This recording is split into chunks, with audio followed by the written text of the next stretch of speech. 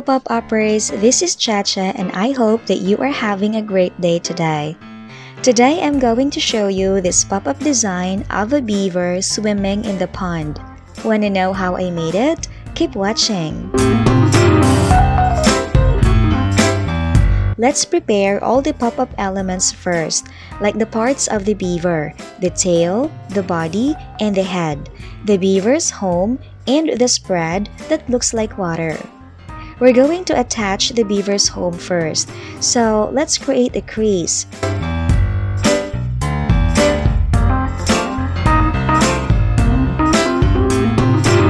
Then cut and glue the tab, depending on how you position it on the spread.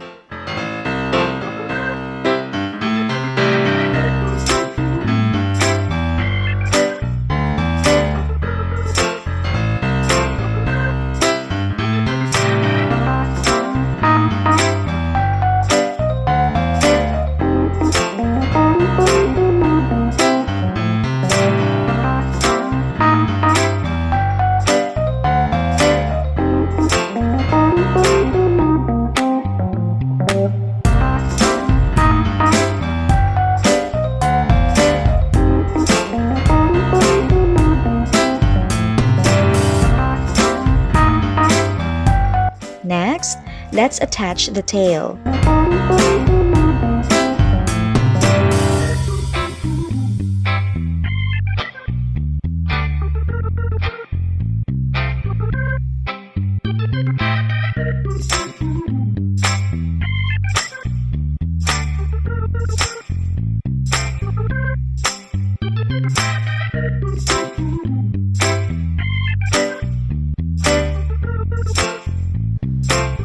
Then, attach the body.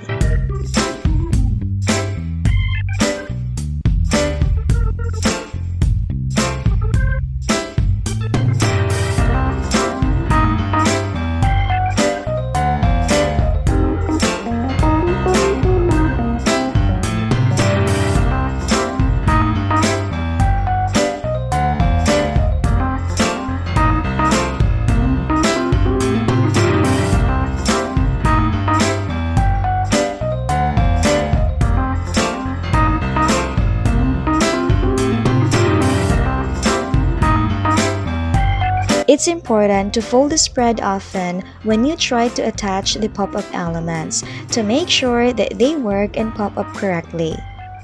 Now the tail and the body are already fixed, let's attach the head.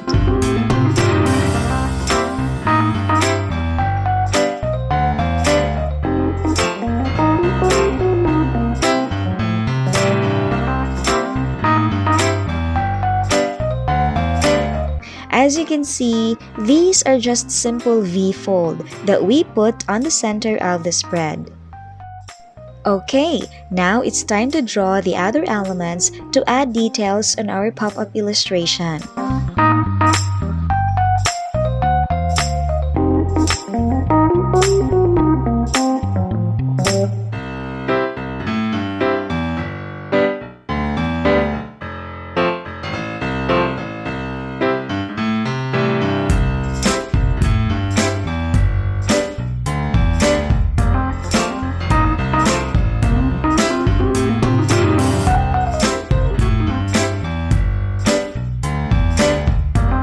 I connect the shrub onto the beaver's home with just a small tab at the back so that it can be pulled and stand when we open the spread.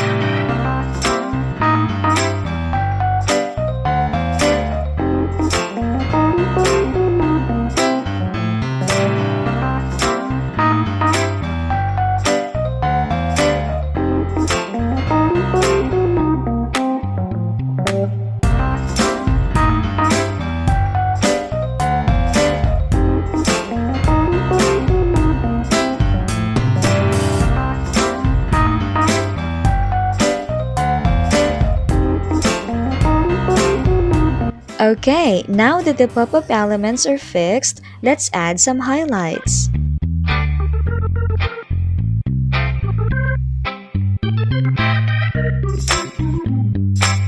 Alright, our new pop-up design is done.